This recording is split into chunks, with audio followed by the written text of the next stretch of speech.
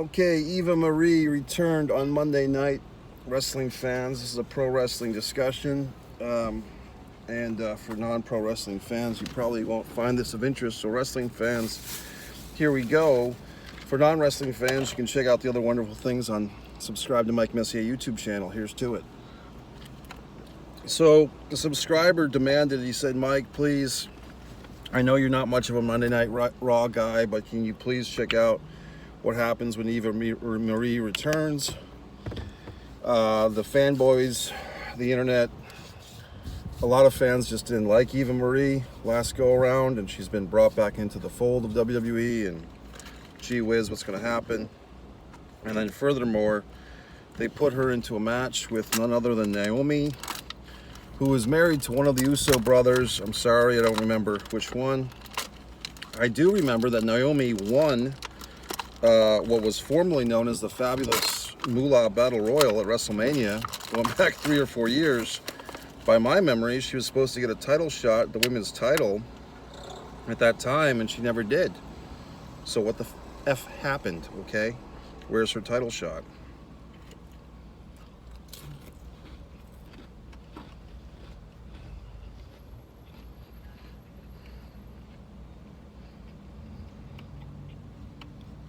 So they put her in this match, Naomi, and she's awaiting for Eva Marie. And for whatever reason, this topic just caught fire for WWE fans. People are all upset that Eva Marie, who most would say gets by on looks, and she is a gorgeous woman, is she going to defeat our precious Naomi?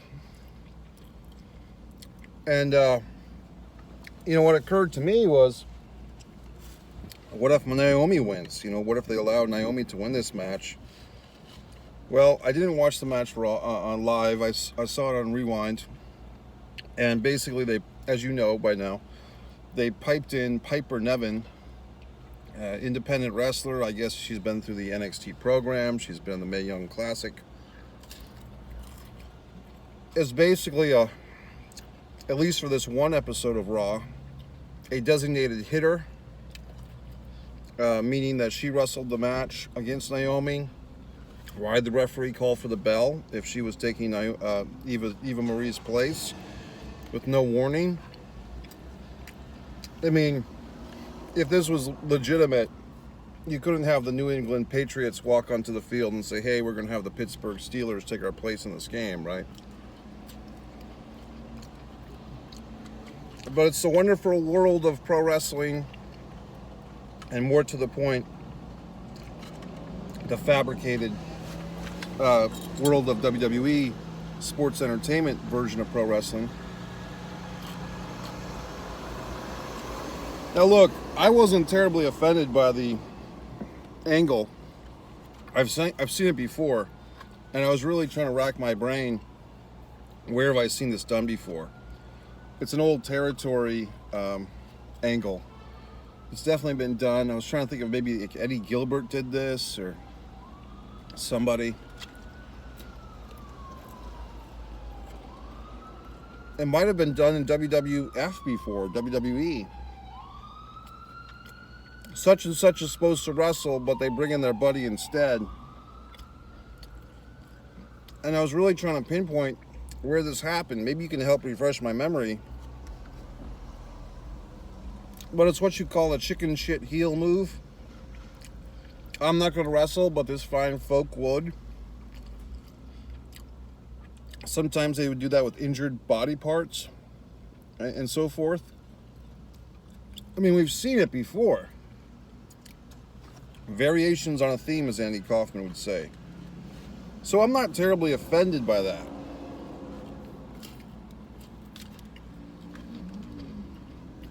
Here's really the offense I could see coming in. Naomi getting squashed. I don't see the upside to that. And it's interesting that her husband, whichever Uso it is still getting this major promotion on SmackDown. But I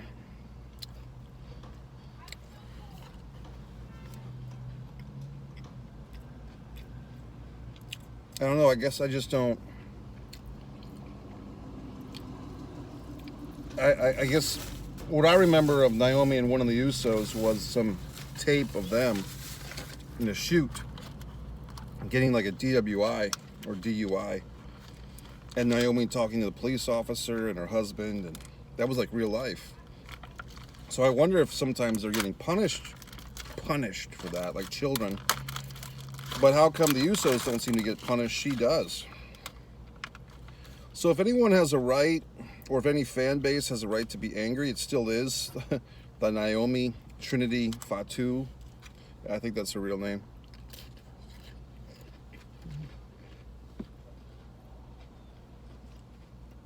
I mean, you talk about a person kind of like a Titus O'Neil. If anyone could have been speaking up, if the WWE actually wanted to give a fuck about current events, and Trinity Fatu, on the surface, it seemed would be a great person to articulate some of these concerns of real life. Racism, sexism, all types of good stuff. Not good stuff, bad stuff, if you get what I'm saying. Saying that the good stuff means real stuff, real issues, real problems, just to clarify. But they never empowered her.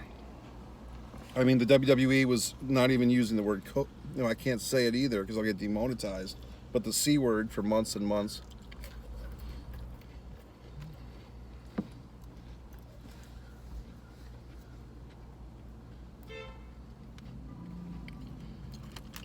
I'm eating this Dollar Tree snack.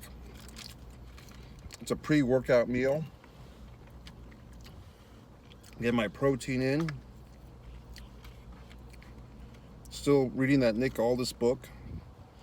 Some have expressed concern about my eating habits. I appreciate that. They see the Hardee's burger review, the McDonald's. I get it. I mean, I'm still trying to adjust to post-COVID life. God damn it, I said the word.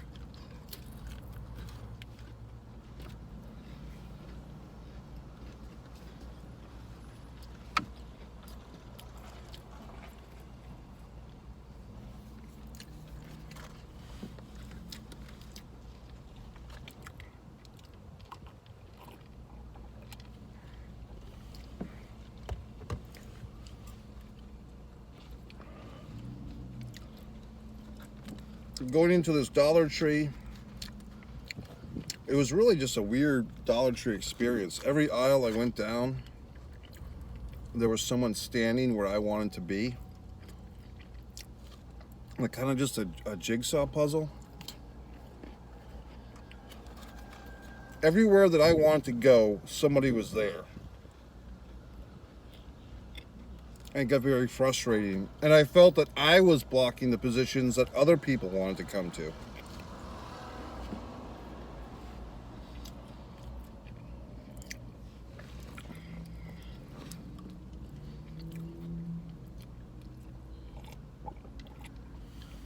I also had like kind of a strange, not strange, but just, I feel bad for white women in some regard. They've had kind of a couple of rough years with the Karen thing and everything, but as I'm checking out, I've got my items I'm checking out. That's kind of my time with the cashier lady. Like, that's my moment. I'm paying for these items. Allow me to have my moment. Well, the woman behind me starts talking to the cash register lady as the cash register lady is like zipping my products through the thing. And like asking her some question about her routine. This is my fucking time, bitch. It just seemed very arrogant to me. Like, I have my designated time with this cashier. I'm paying for these items. This is my time to speak with the cash register lady. If I want to spend that time in silence, I will. But you're behind me in line. You don't talk to her now. You wait.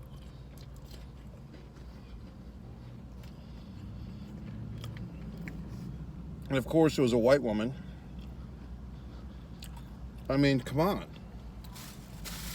I mean, I know you've got oranges to slice or whatever, but allow me the moment here.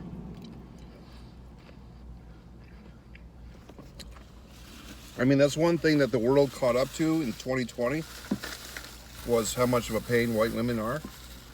But I've known that my whole life, to be honest with you.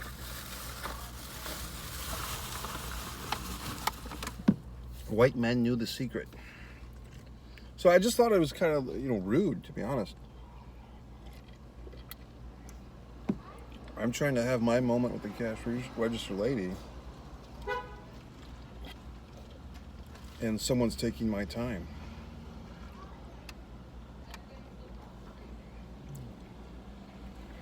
I guess I got a title for a new video, when suicide girls have kids.